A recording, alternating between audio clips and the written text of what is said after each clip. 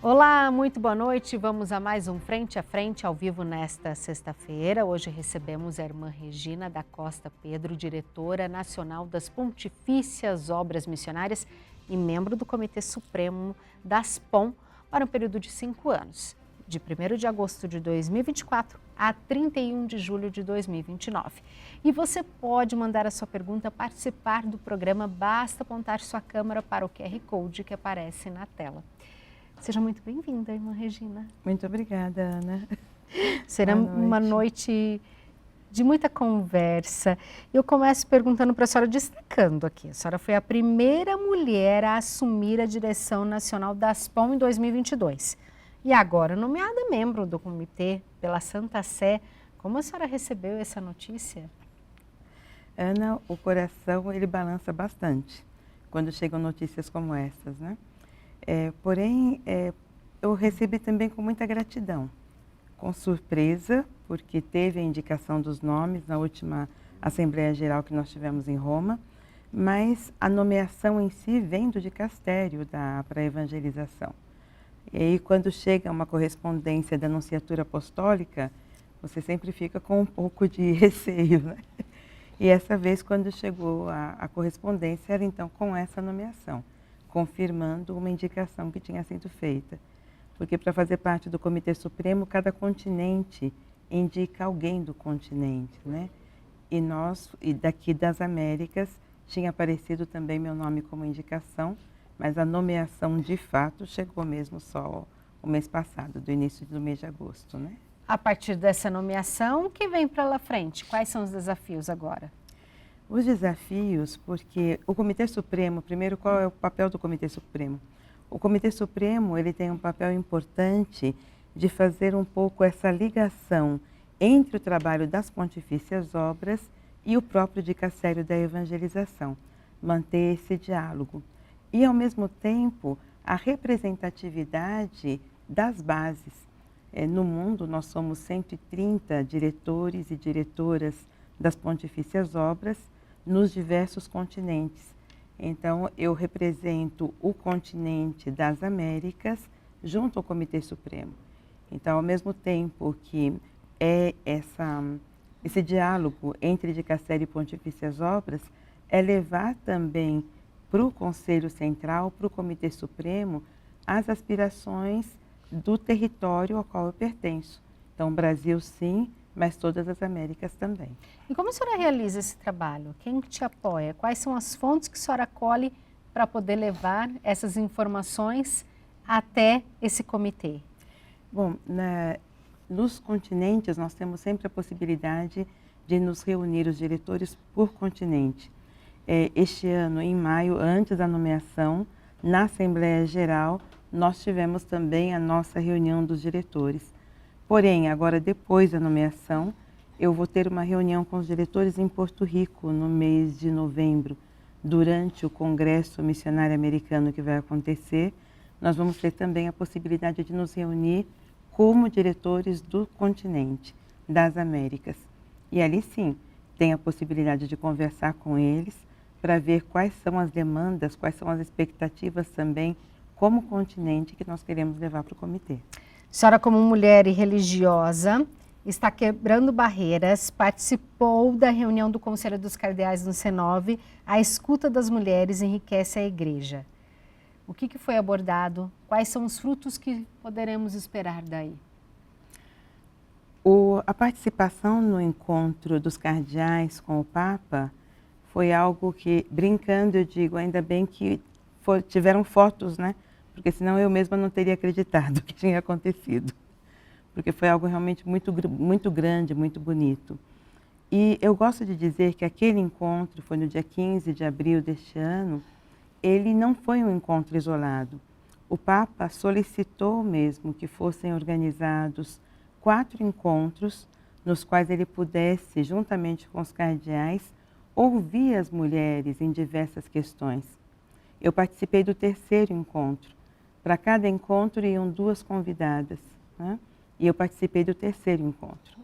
O primeiro encontro foi sobre a questão da ministerialidade, o segundo encontro foi sobre o aspecto de como as mulheres podem participar na igreja, também a partir de discussões mais questões teológicas.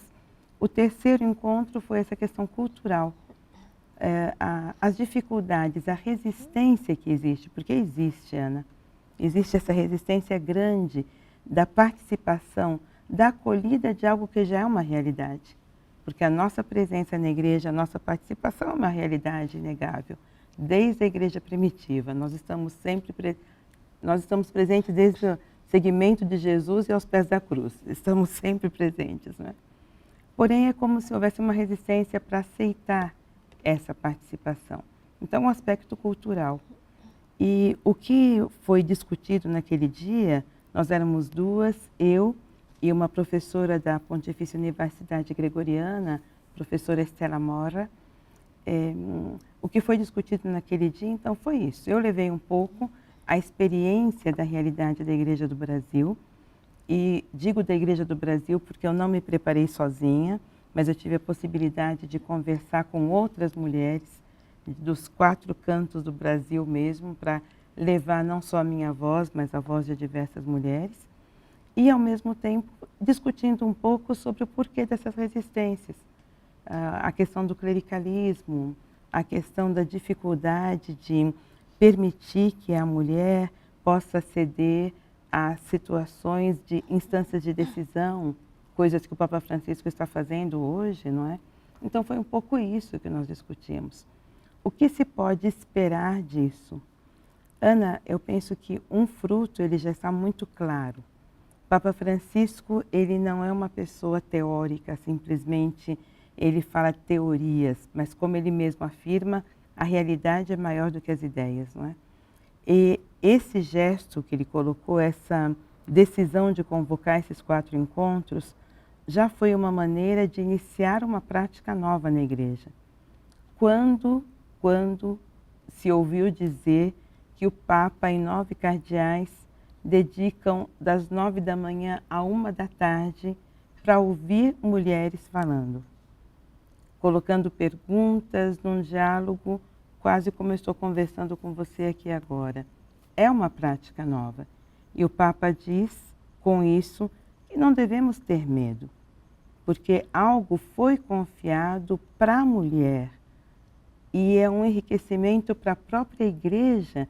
Enquanto a igreja não abrir as portas para isso, é como se algo que o Espírito quer revelar para o mundo e para a igreja através da mulher não estivesse sendo feito. Então, no final, é um empobrecimento, uma perda para a própria igreja. Vou aproveitar para chamar a Rosana para a nossa entrevista, porque ela tem perguntas também. Boa noite, Ana. Boa noite, irmã Regina. Boa noite a todos que estão nos acompanhando. Eu aproveito para convidar você que está nos assistindo para enviar a sua pergunta. É só apontar a sua câmera aqui para o QR Code e participar com a gente. E aproveito também para chamar a primeira participação da noite, que é a Andréa Bonatelli. Boa noite, irmã Regina. A presença da mulher na igreja sempre foi muito significativa. A senhora acredita que com o Papa Francisco essa presença é mais valorizada? Boa noite, Andréia. Uma pergunta muito boa e sem dúvida nenhuma. Eu acredito que eu comecei até a antecipar um pouco essa resposta. Sem dúvida nenhuma, a presença da mulher é mais valorizada. É mais valorizada porque o Papa Francisco ele coloca a questão da mulher numa questão eclesiológica mais ampla, que é a questão da igreja como povo de Deus. A igreja aberta à participação de todos e todas, essa igreja sinodal. Nessa colocação muito mais ampla, a nível de modo de ver a igreja, de recuperar as intuições profundas do Vaticano II, é aí que se insere a maior participação da mulher. Não é uma coisa isolada, não é? Mas é valorizar a participação do cristão leigo, da cristã leiga e da mulher de modo particular. O Papa Francisco, valorizando a mulher como ele está fazendo, ele declara com ações que na igreja tem lugar para todos e que Deus se manifesta através de todos. Então, sim, o Papa Francisco está abrindo muitos espaços para nós e muitas coisas estão mudando a partir disso. Eu sou uma prova disso.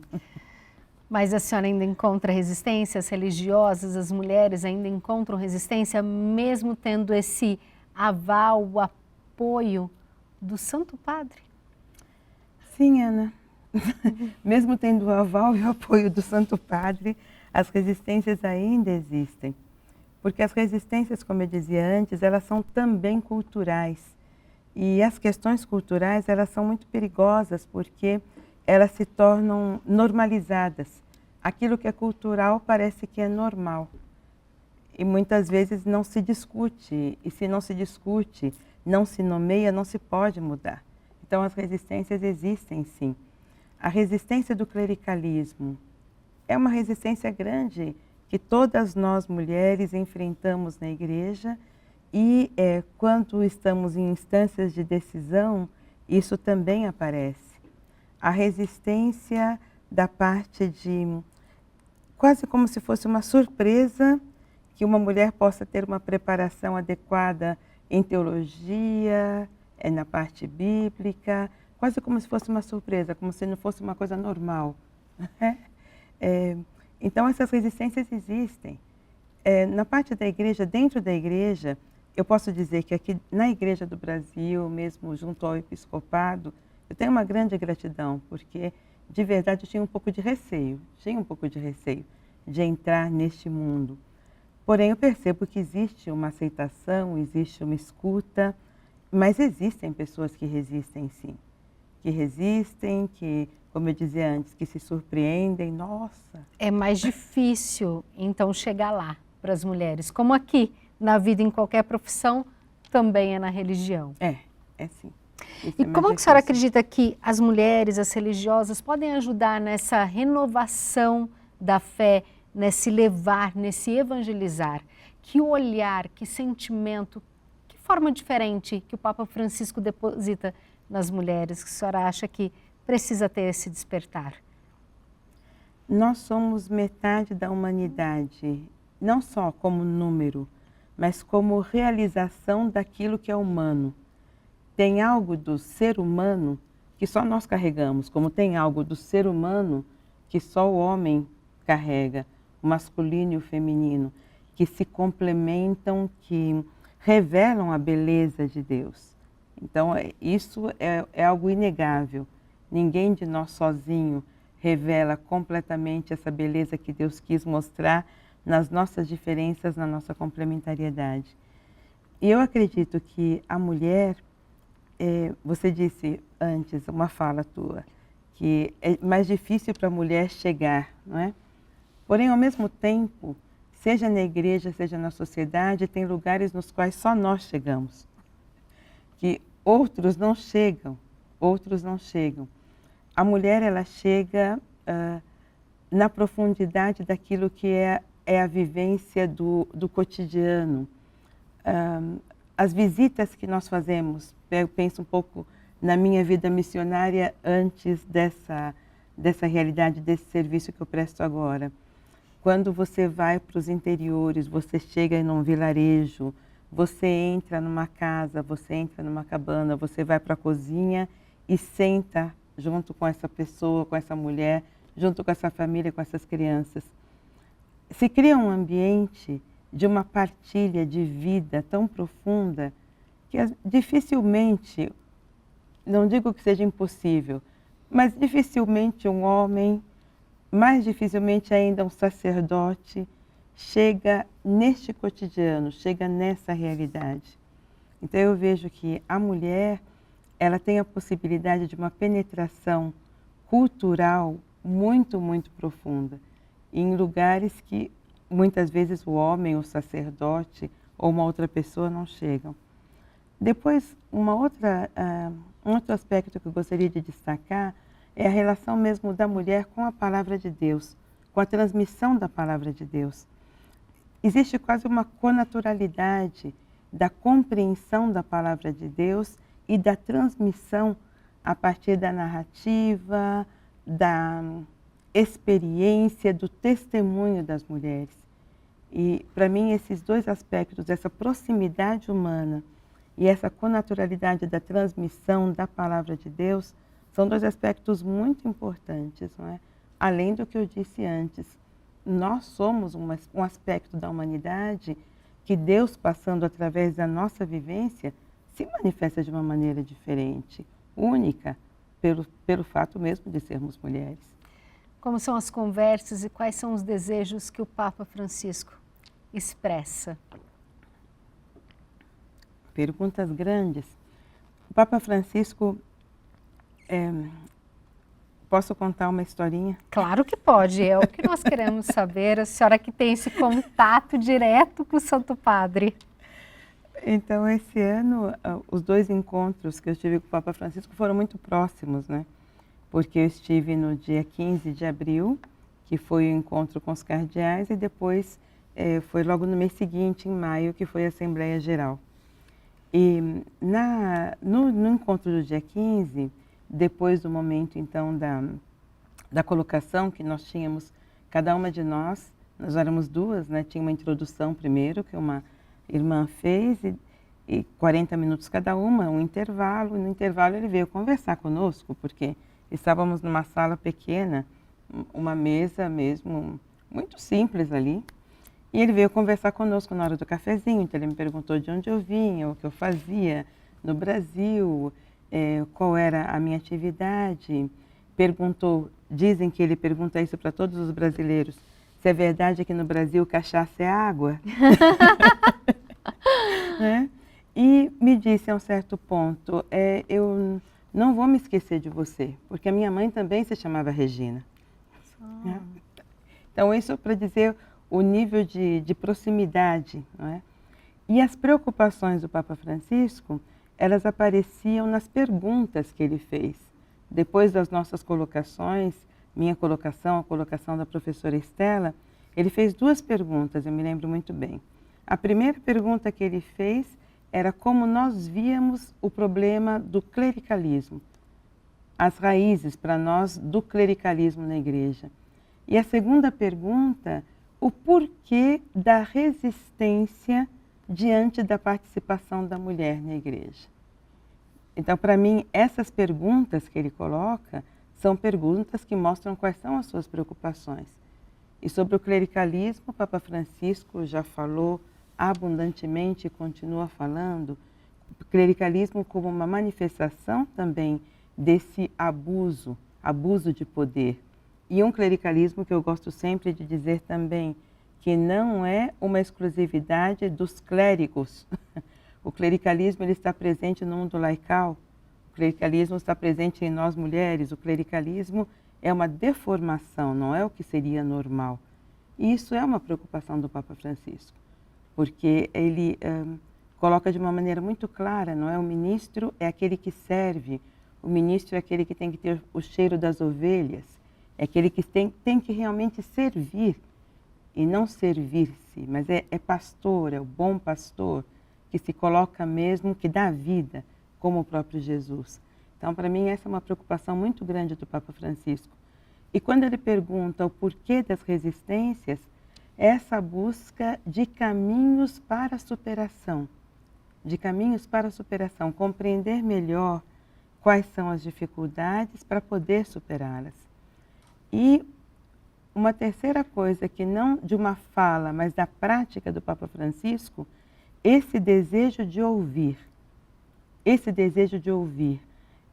Num dos documentos preparatórios ao sínodo, tinha uma afirmação muito forte ali, que a igreja tinha uma dívida de escuta com diversas categorias de pessoas, inclusive com as mulheres.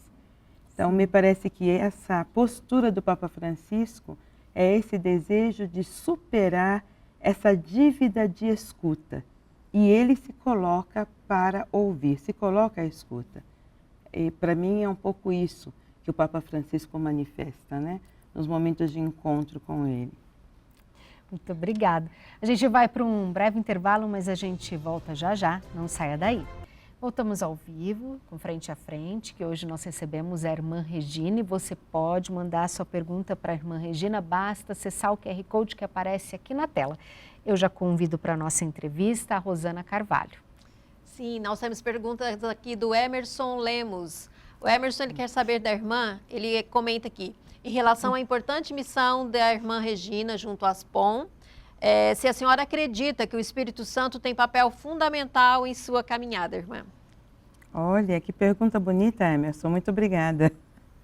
Emerson, quando eu me tornei religiosa, tem duas etapas importantes. Quando a gente se torna religiosa, faz os votos a primeira vez, e depois de 6 anos de caminhada, fazemos os votos perpétuos, os votos definitivos.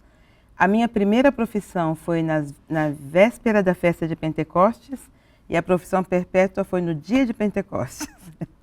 E no dia da profissão perpétua foi o dia também que eu recebi o meu envio, a minha destinação para a África. Trabalhei em África, na República dos Camarões.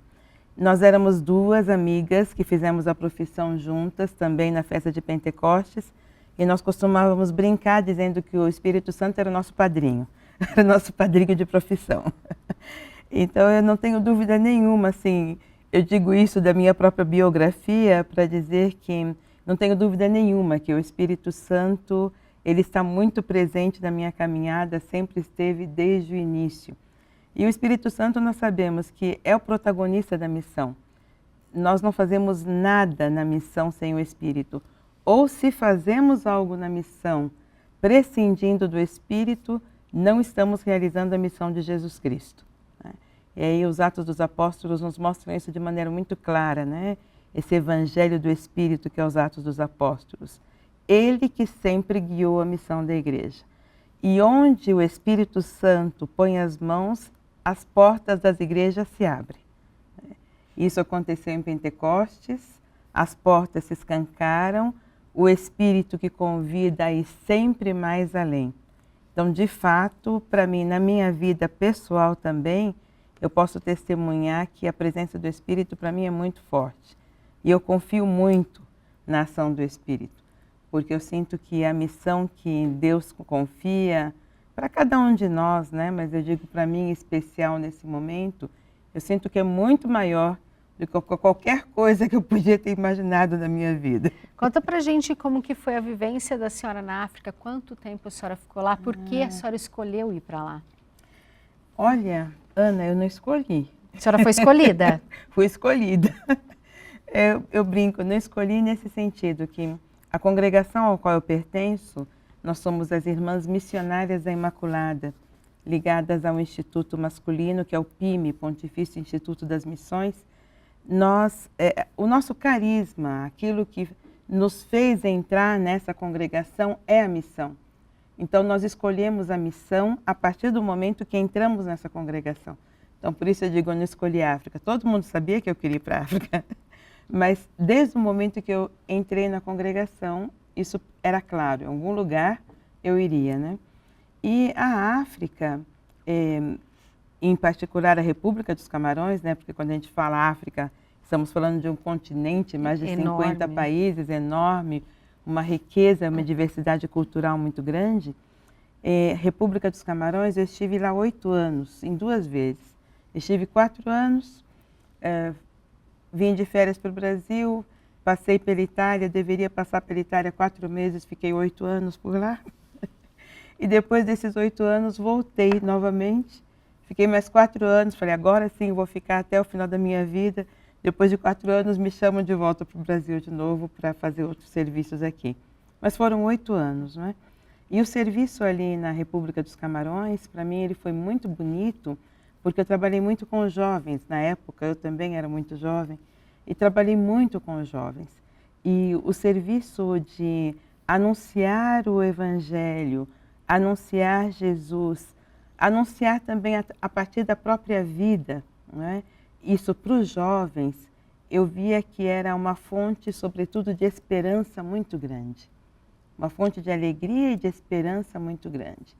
E é lógico, é quase que evidente, ir para a África, ir para um dos países da África, para mim também tinha muito de voltar para as minhas origens, não é?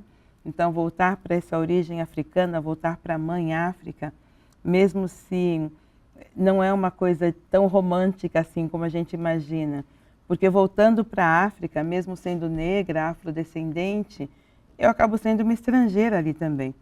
porque eu não sou de África, sou brasileira, sou afrodescendente, né? Então, tem esse aspecto de voltar para a própria cultura e de se sentir estrangeira onde deveria ser minha casa. É um processo, eu diria, é um processo quenótico também, de ser missionária, mas não para me reencontrar, mas até mesmo para purificar as minhas motivações, para ir realmente para o anúncio de Jesus, né? Com esse testemunho. Eu aprendi muito.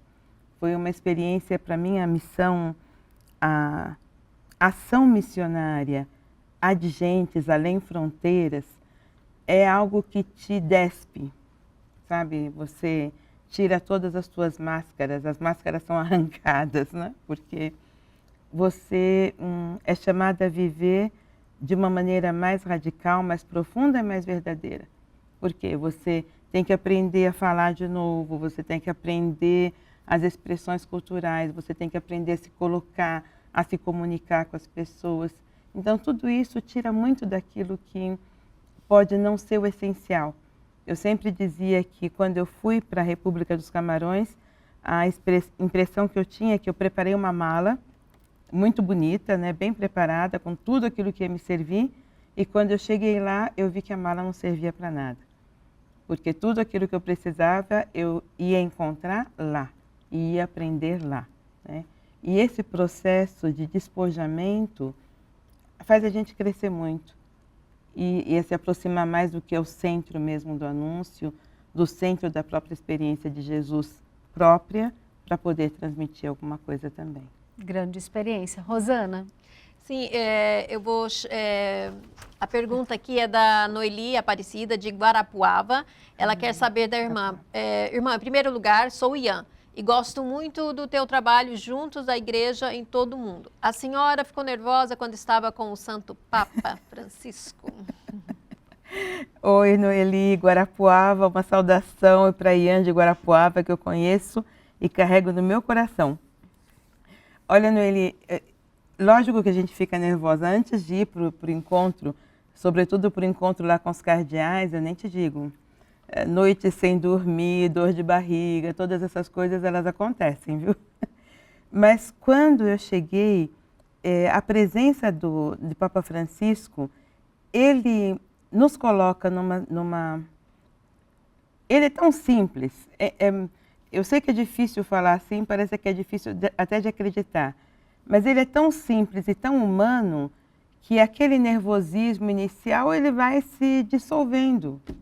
Ele vai se dissolvendo. Então, inicialmente, quando comecei a falar, comecei a minha fala, comecei com mais dificuldade, mas aos poucos isso foi assim, sabe, se dissolvendo.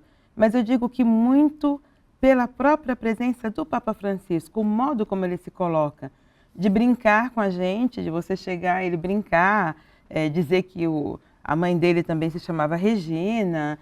Ele coloca a gente numa situação de, sabe, de dizer, nossa, é assim, é a vida, é a simplicidade, é a entrega.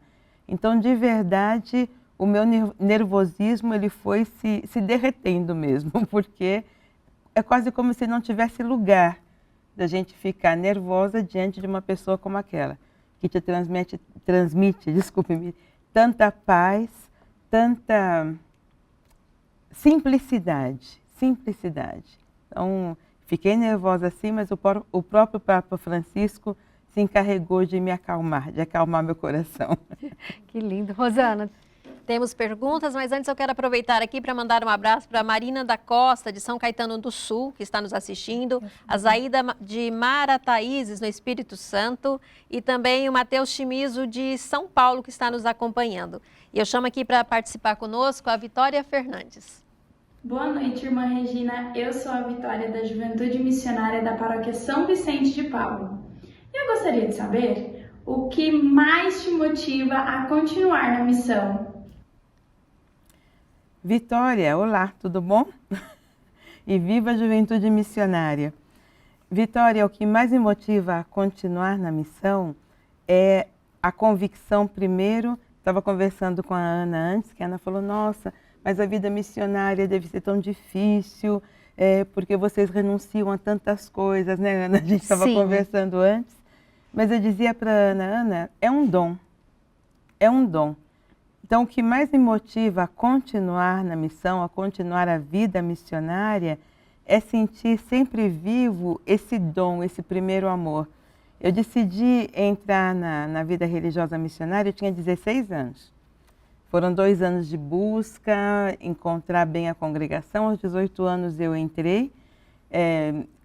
Eu tenho 63 anos hoje, não tenho problema de dizer a idade. Então, são mais de 40 anos de vida religiosa consagrada. E eu sempre digo, estamos no mês vocacional, né? Eu sempre digo que tem uma música que eu gosto muito, que diz: começaria tudo outra vez se preciso fosse.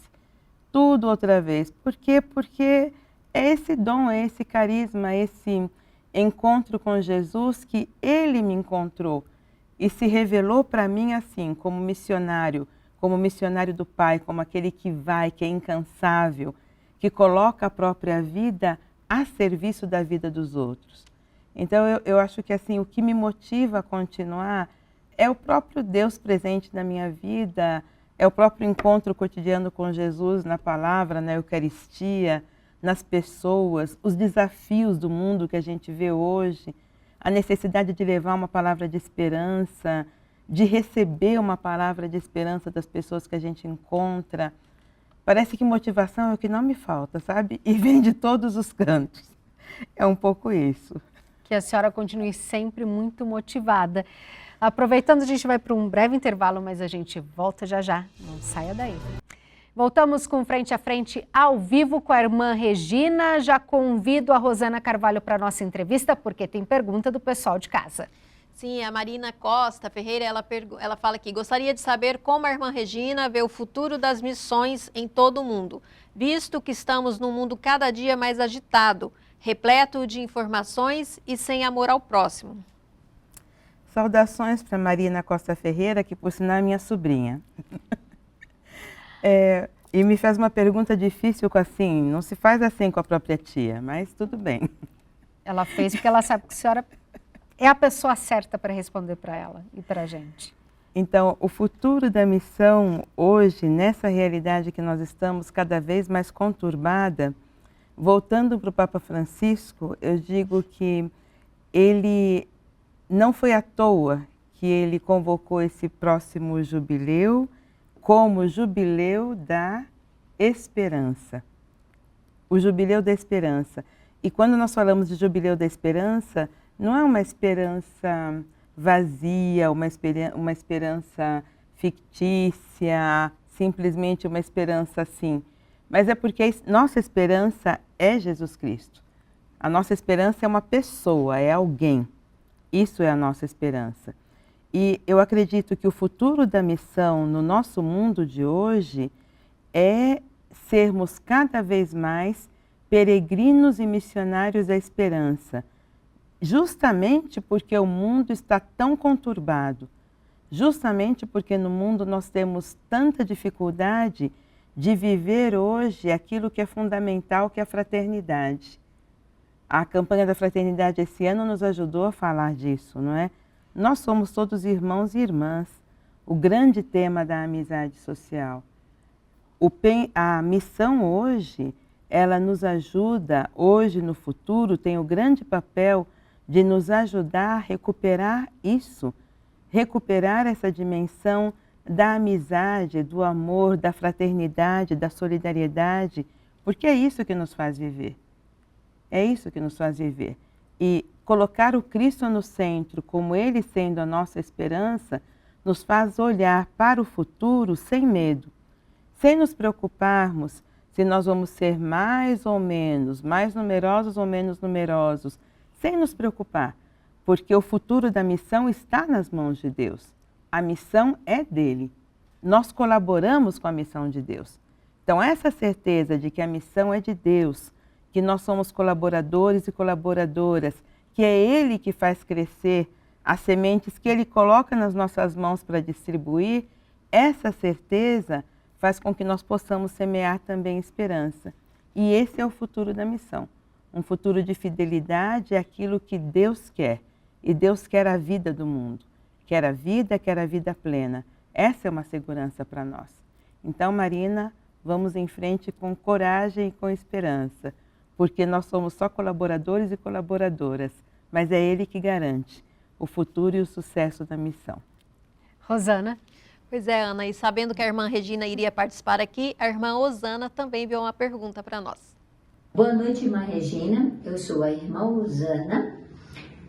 O tema da novena missionária no mês de outubro é: ide e convidai todos para o banquete. Quais os rostos a senhora traz para este banquete? Uma pergunta bonita, irmã Osana, muito obrigada. O banquete, primeiro essa frase é de Mateus, né, da parábola dos convidados ao banquete, mas foi a frase que o Papa escolheu também para a mensagem para o Dia Mundial das Missões deste ano, ide convidai a todos para o banquete. Esse todos, quando nós ouvimos essa palavra, é quase impossível não pensar a Jornada Mundial da Juventude e o Papa convidando os jovens a repetir cada um na sua língua, todos, todos e todos, não é? Quem são esses todos que devem ser convidados para o banquete? Meu Deus, a lista poderia ser muito grande, mas eu vejo que no nosso mundo de hoje, na realidade que nós vivemos, esse todos tem que pensar muito no mundo da migração. A situação dos deslocados de todas as partes do mundo, mas que nós experimentamos aqui no nosso Brasil. Quantas pessoas de outras partes da América Latina que nós recebemos o tempo inteiro no Brasil e que são deslocados de uma maneira forçada para procurar uma vida melhor com todas as dificuldades que isso comporta. Então, o mundo da migração, o mundo mesmo daquilo que nós falávamos antes, da própria participação da mulher na igreja e na sociedade hoje. O mundo daqueles que não têm voz e que não têm vez. Aqueles que são vítimas de injustiça, a situação de todos aqueles que vivem em situação de rua, que não têm mais uma moradia digna, a situação dramática daqueles que não têm a segurança alimentar garantida. Então, desse todos, o mundo da juventude, e nessas encruzilhadas nós não podemos nos omitir também de situações nas quais tem tanta dificuldade para abraçar a diversidade, para abraçar aquilo que não sou eu. Aqui vem todas as questões do racismo, do machismo e de tantas outras questões que estão aí. Todas terrenos, diríamos assim, que são férteis e desafiadores, mas que esperam para ser semeada a semente do Evangelho e da fraternidade aí também. A palavra é uma só, missão. Mas a senhora citou a América Latina, migrantes, refugiados, seus desafios na África, sua vivência na Europa. A palavra é uma, mas o jeito de abordar, de olhar, de cuidar, ele é diferente para cada necessidade? Gostei dessa abordagem. A palavra é uma e a missão também é uma, porque a missão, como eu dizia antes, é a missão de Deus. Mas é lógico, ela se encarna em realidades diferentes, porque a missão que é testemunhar Jesus e anunciar para cada realidade o Evangelho da vida, ela responde à situação na qual a pessoa se encontra. E por isso mesmo, a missão do anúncio do Evangelho, ela vai sempre unida à missão da promoção da vida da pessoa. O anúncio do Evangelho para quem está numa situação de rua, através do que ele passa, como ele é feito. O anúncio do Evangelho para quem é vítima de racismo, como ele passa, como ele é encarnado. O anúncio do Evangelho para as crianças, falamos agora há pouco da infância e adolescência missionária, como ele passa, como ele é feito. Então é verdade, a missão é uma, mas ela se encarna para responder a cada necessidade segundo a boa nova do Evangelho. É como se pudéssemos dizer, não é? O Evangelho é a boa notícia. qual é a boa notícia para essa situação concreta? Qual é a boa notícia que Jesus traz para você hoje, na situação na qual você se encontra? Daí sim, então essa única missão se declina em 1000 modos. Rosana? Oi, eu chamo aqui a participação agora do Rafael Eusébio. Sou Rafael, do Conselho Missionário Diocesano. Gostaria de saber da senhora como que a senhora lida com as dificuldades e desafios espirituais que surgem na caminhada missionária. Rafael, muito obrigada por essa pergunta. E na pergunta você quase já me dá a resposta, né? Como eu lido com esses desafios é muito, mas muito mesmo, através de 2 coisas.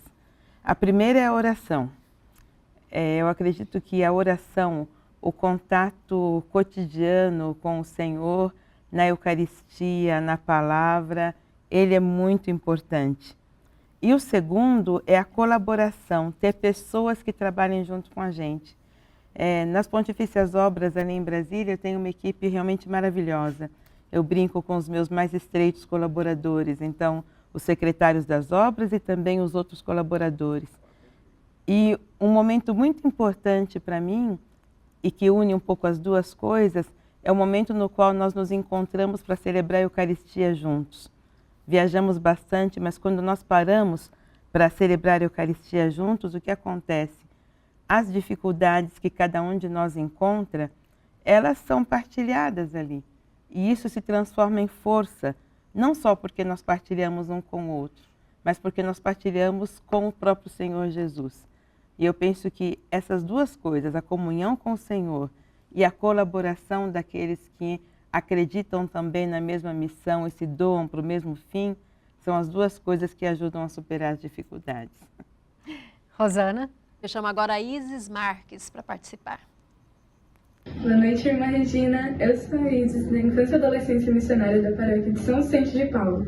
Tem alguma história missionária inspiradora que a senhora gostaria de compartilhar? Uma história missionária Inspiradora que eu gostaria de compartilhar, Isis.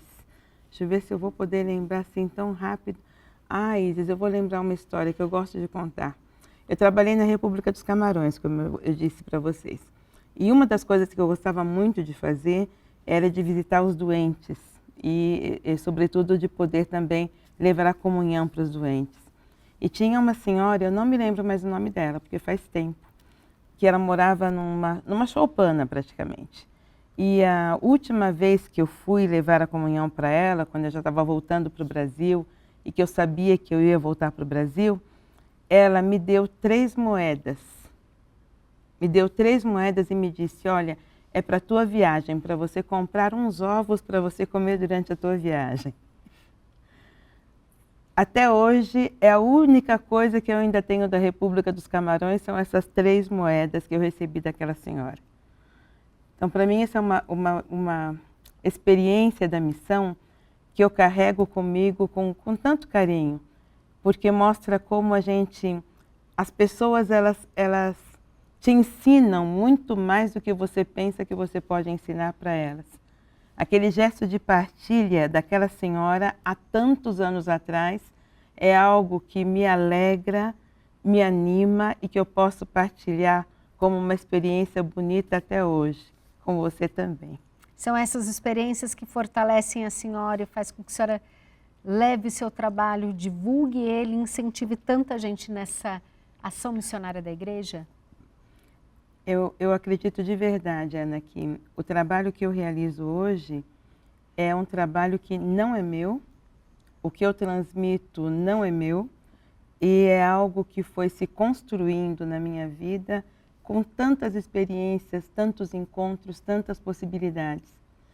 Foi o Emerson, me parece, que perguntou se eu acreditava que o Espírito Santo fosse o protagonista. Eu digo, o Espírito Santo, ele vem sendo o protagonista e vem me preparando para hoje poder ter uma palavra que realmente não é minha, mas é a palavra que eu recebi de tantas pessoas, desde a minha família, do meu pai, da minha mãe, irmãos e irmãs, aquela família grande, bagunceira, cheia de vida, mas é isso, né? É uma preparação que vem de longe e que Deus mesmo que vai nos dando e vai tecendo isso e colocando nas nossas mãos. E o que Ele coloca nas nossas mãos é para que seja partilhado com os outros também.